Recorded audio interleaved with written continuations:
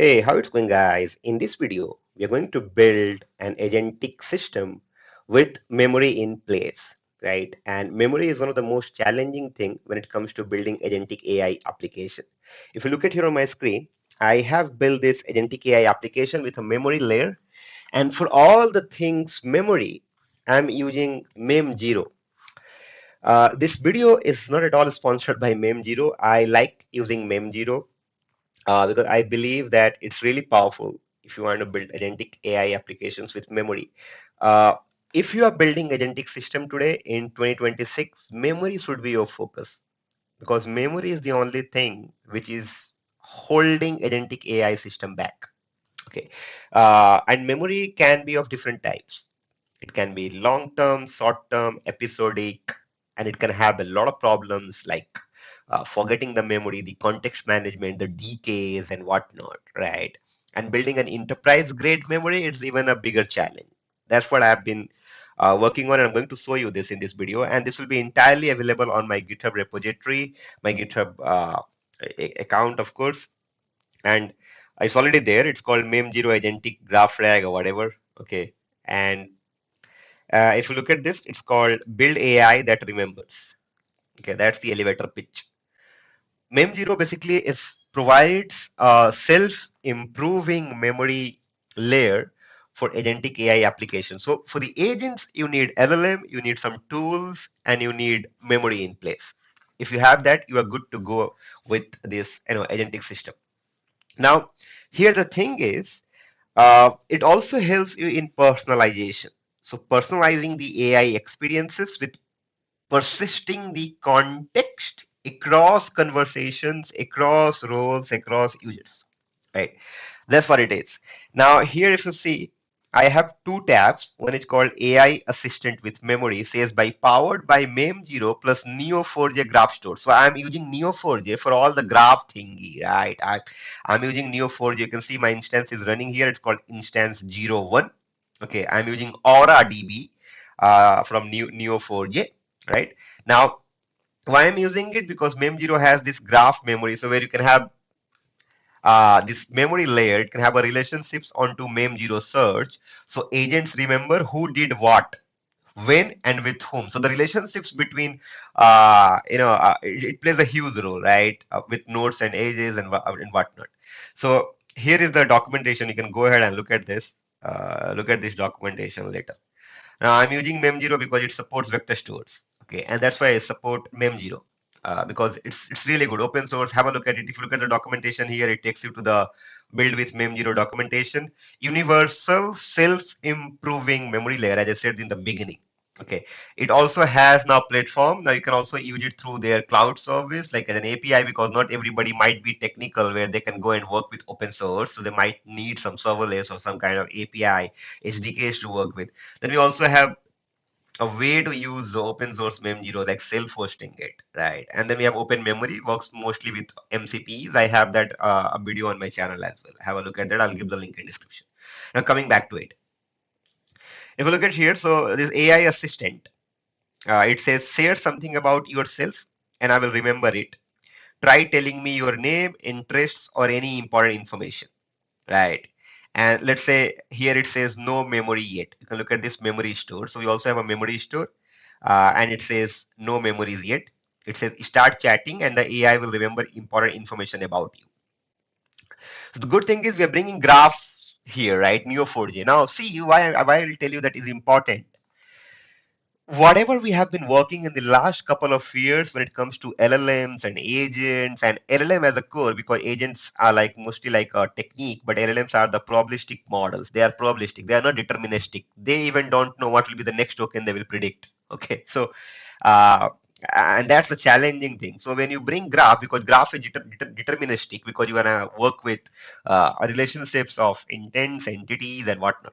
And that's why it's really important to combine that with your LLM workflows. Now, how does it work? How Mem0 works? We'll come to demo in a bit. I'll give you a walkthrough of the code as well. Not a big deal, but how Mem0 works is important, right? Now, Mem0, you can add memory. If you look at here, it says store conversations and important user. You can search memory, so you can find relevant information. Using semantic search, because again, the search happens in n-dimensional vector spaces. Let's say if you're using graph stores or a DB, it happens the same way.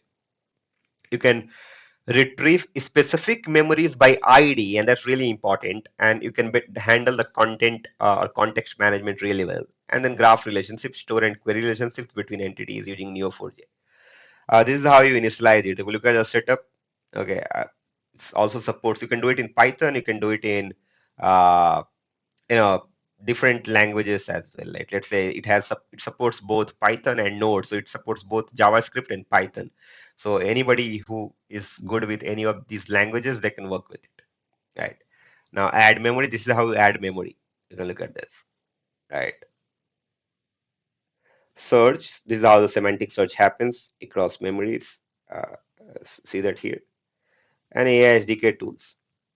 Now, as I said, right, vector store. So it's supported. Mem0 supports vector store, and that's why it's really powerful. Okay.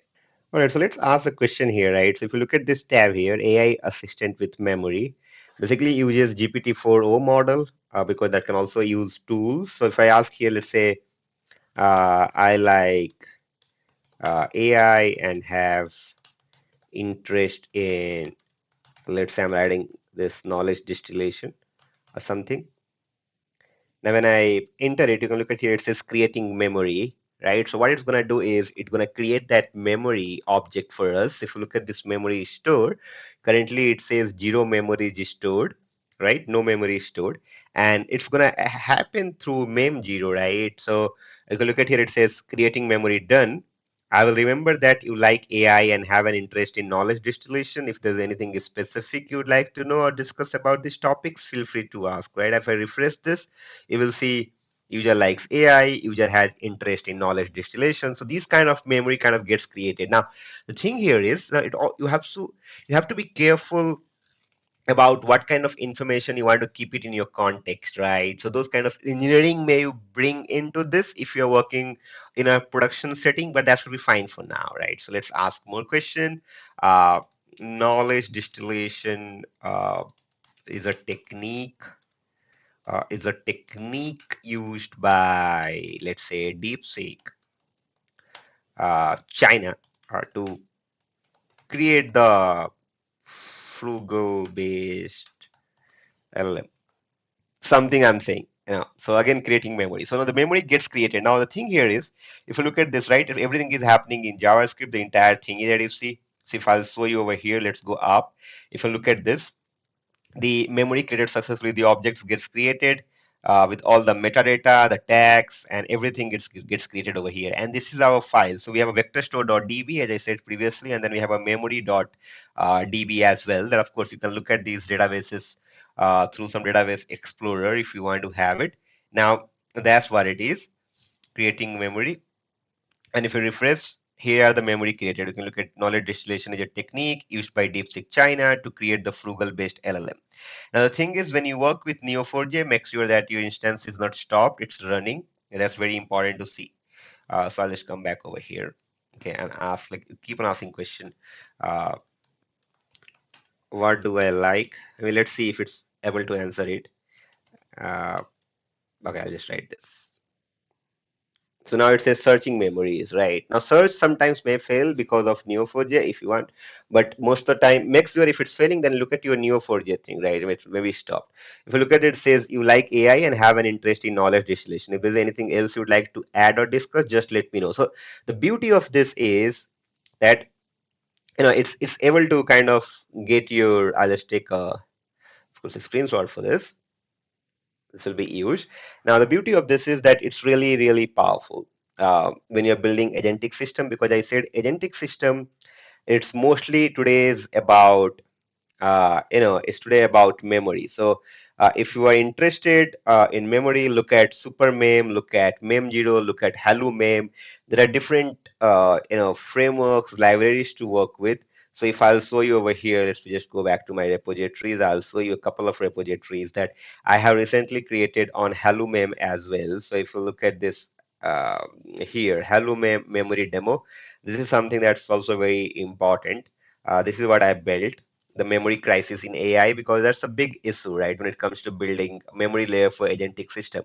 But Mem0 comes really closer, one of my favorite, because it has compatibility with vector stores, and you can look at Neo4j, for example, which is fantastic.